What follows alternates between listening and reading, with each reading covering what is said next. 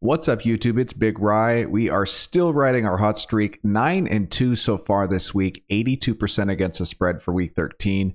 54, 29-2 since week 8. Good for 65% against the spread.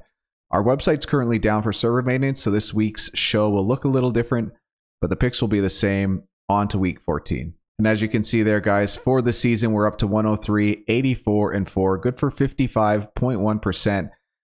Mostly thanks to the 54, 29-2 since week 8. So hopefully we can continue this strong season for ourselves. This is going to be a personal best. We might even be able to beat that 2017 mark if we are super fortunate over these last few weeks in 2023. Because the site's down, this is going to be how it looks this week. So usually this is reserved for the lightning round, but logos aren't working. So we are just going to keep it on the screen when I go through the picks.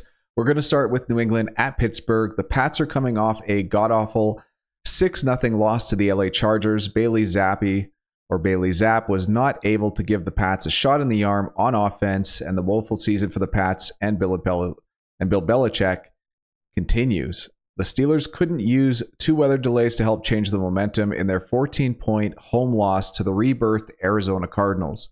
Mitchell Trubisky had to come in for Kenny Pickett, who was forced out of the game with a lower body injury, but he wasn't able to help them make a comeback against the Cardinals.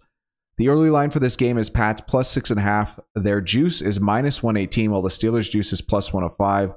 Hopefully the Patriots can hold the Steelers to 6 points for this cover.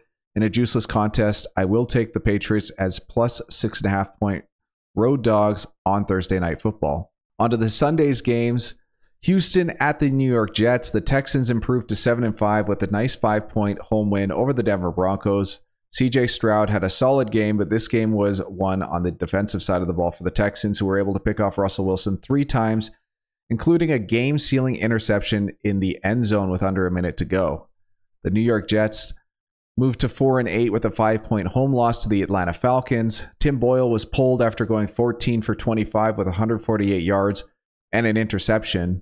The Jets turned to none other than Trevor Siemian to try and lift the team to a comeback victory, but it wasn't in the cards for the Jets at home versus the Falcons. The line for this game opened Houston minus 6 on the road, and I will be taking the Houston Texans and CJ Stroud minus 6 in the contest. Tampa Bay Buccaneers at the Atlanta Falcons. The Tampa Bay Buccaneers keep their hopes and dreams alive, I think, by defeating the Panthers by 3 at home. It improved the Bucs' record to 5-7, who relied heavily on Mike Evans and Rachaad White to make plays for them on offense. The Atlanta Falcons did what they needed to do to get the win versus the lowly New York Jets. Desmond Ridder has seen better days, going 12 for 27 for 121 yards and 1 touchdown. But the Falcons defense has had a season to keep the Falcons relevant with a 6-6 record. The opening line for this divisional matchup is Falcons minus 2.5. This line is good. There isn't a ton of value that I see on either side. I'll give the slightest of edges to the Falcons and take them as minus 2.5 point favorites for the contest. Detroit at Chicago. The Lions hit fast and early, then cruise control to a 5-point road victory over the New Orleans Saints. Rookie tight end Sam Laporta had a great performance with 9 catches for 140 yards and 1 touchdown. The Bears had a week off after beating the Vikings on Monday Night Football, I believe 12-10 in Week 12. The opening line for this game has the Lions as 4-point road favorites. The juice slightly favors the Bears, so coming off a bye, I will be taking the Bears in the contest. Jacksonville at Cleveland. Jacksonville has yet to play their Monday night game tomorrow over the Cincinnati Bengals, but they are likely to win and go 9-3 with their favorable matchup with Joe Burrow being out. The Cleveland Browns trotted out Joe Flacco at quarterback, who didn't do too badly, but quarterback play hasn't been how the Browns got to 7-4.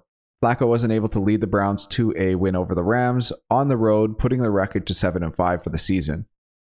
My look-ahead line has this game as a pick'em. I think the actual line will open closer to Jags minus 3.5 on the road. So for the contest, I will take the perceived value of Jags at a pick'em. Indianapolis Colts at the Cincinnati Bengals. The Anthony Richardson and Jonathan Taylor-less Colts pulled off a 3-point road win in overtime over the Tennessee Titans. Michael Pittman Jr. had a game with 11 catches for 105 yards and 1 touchdown. Special teams also made the difference for the Colts, who managed to knock the Titans punter out of the game, who also holds for their extra points and field goals, which led to Ryan Tannehill causing a missed extra point that came back to haunt the Titans. The Cincinnati Bengals are scheduled to play on Monday Night Football against the Jags, so we still don't know the result or how healthy they'll be coming out of that game. My look-ahead line has this as Cincy minus 1.9 point favorites, but I believe this game will open up closer to the Colts minus 2.5 with Joe Burrow being out. So for the contest, I will be on the Colts at the perceived value of Colts plus 1.9 on the road. The LA Rams are coming off a 17-point home win over the Cleveland Browns. Matthew Stafford went 22 for 37 for 279 and 3 touchdowns over a tough Cleveland Browns defense. The Rams did well, stopping the run and forcing the ball into Joe Flacco's hands, and that strategy ultimately led to a convincing win. The Ravens are coming off a bye. They handled the Chargers in Week 12 with a 10-point road victory. The extra week off should be beneficial for the Ravens, who are coming into this week as 7-point home favorites over the Rams. In the contest, I will be taking the Ravens as touchdown favorites. The juice is on their side with the minus 112 edge they have at the time of this recording. So for a juiceless contest, I am on the Ravens minus 7. The Carolina Panthers played hard and managed to cover a spread by only losing by 3 points on the road to the Tampa Bay Buccaneers. A comeback was possible since Carolina got the ball back with the opportunity to go ahead, but first overall pick Bryce Young was not able to put the team on his back on the final drive to pull off the upset. The New Orleans Saints lost by 5 at home to the Detroit Lions. Derek Carr was knocked out of the game, and quoting longtime subscriber Untouchable J, Jameis Winston blows. Jameis was not able to come in and lead the comeback over the Lions, dropping the Saints to 5-7 on the season. The opening line for this game is Saints minus 6. I think the Panthers can continue backdooring some spreads, so for the contest, I will be taking the Panthers as 6-point road dogs. Minnesota at the Las Vegas Raiders. The Vikings are coming off a bye week where hopefully Joshua Dobbs was able to learn a few names and a few plays. In all seriousness, though, the extra week will help them. The Raiders also had a bye week, so not a lot to talk about with either team in Week 13, but some extra rest for Max Crosby to play like an absolute madman, I'm sure will help the Raiders.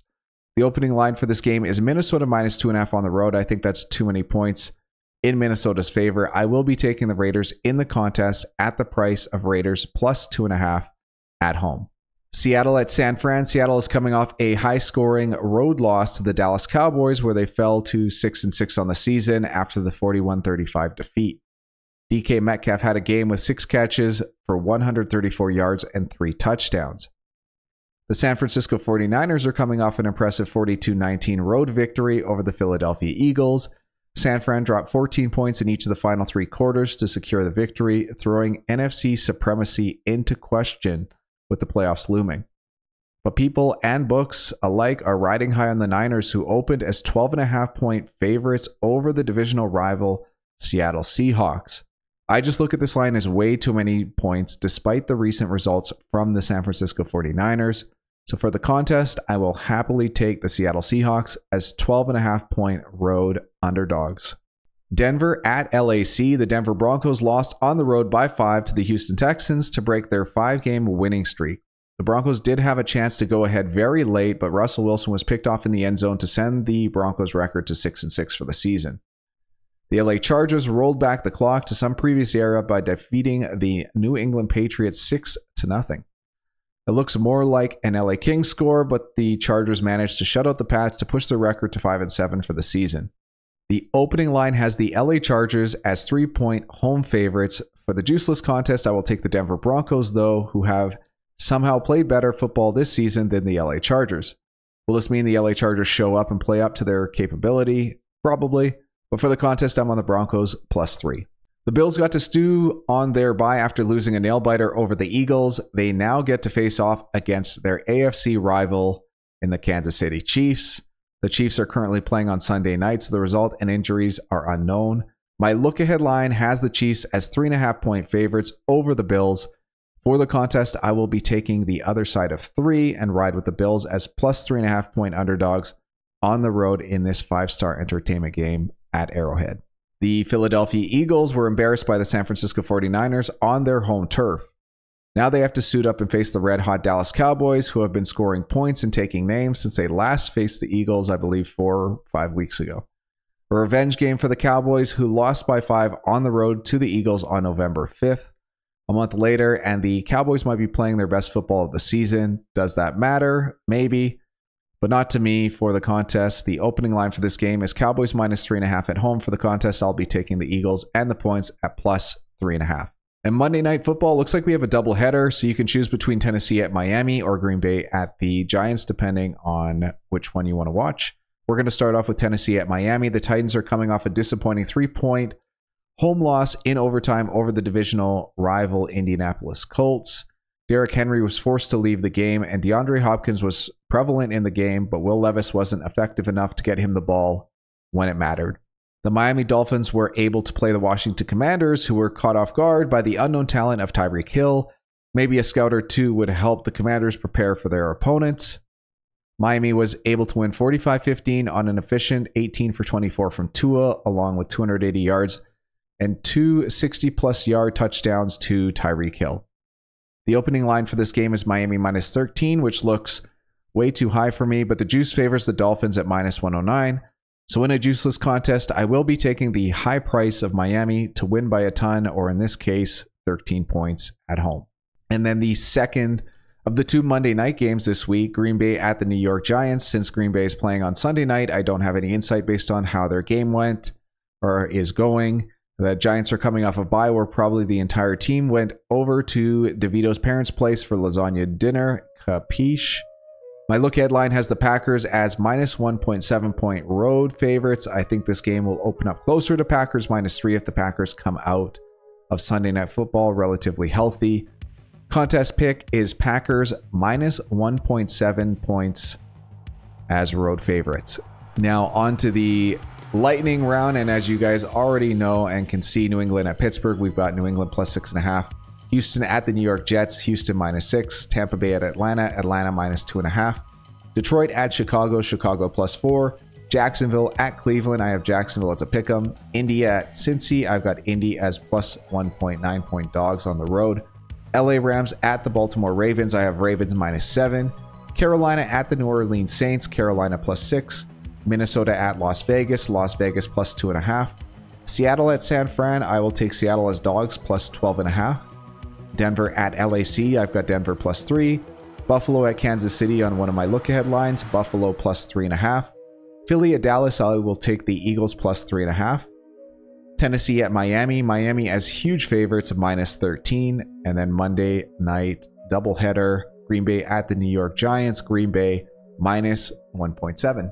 And then congratulations to Bravo Billy and Mickey, as well as myself and Fat Guy for going 9-2 this week. Good for 82% on the season. You can see the week 13 picks against the spread leaders. A lot of people did really well this week. The 3 of us went 9-2, and you can see a plethora of people at 8-3. Congratulations to everybody that is on the list. And then for the overall leaderboard, we've got Mickey at 118 wins over 191 games. Good for 63.1%. I'd have to look back, but that might be the highest win percentage we've had at this point in the season. 191 games in, 63.1%. Just an unbelievable season for Mickey. Congratulations, and keep those picks coming. And the JS715 name of the week, hope he didn't move to Hastings. I believe that is a reference to Fat Guy. And no, Fat Guy has not moved to Hastings. He is safe. If you don't know what Hastings is, Google some pictures. Vancouver, Hastings Street. And remember, guys, make your picks against the spread for week 14 at BigRyanTheFatGuy.com. Currently, our website is down. Hopefully, it's back up by the time you guys catch this video. If not, there should be a link in the description where you can make your picks. But compete every week at BigRyanTheFatGuy.com. Don't forget to subscribe to Big Ryan the Fat Guy for weekly NFL picks. Hit that notification bell so you never miss a video, and give us a thumbs up if you enjoyed this video. Thank you for tuning in. Good luck with your picks in week 14.